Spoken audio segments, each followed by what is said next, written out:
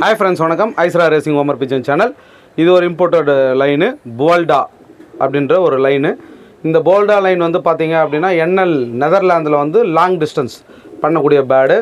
இதனுடைய wing pattern, இதனுடைய tail pattern வந்து பார்த்தீங்கன்னா உங்களுக்கு அமைப்பு வந்து பார்க்கும்போதே தெரியும்.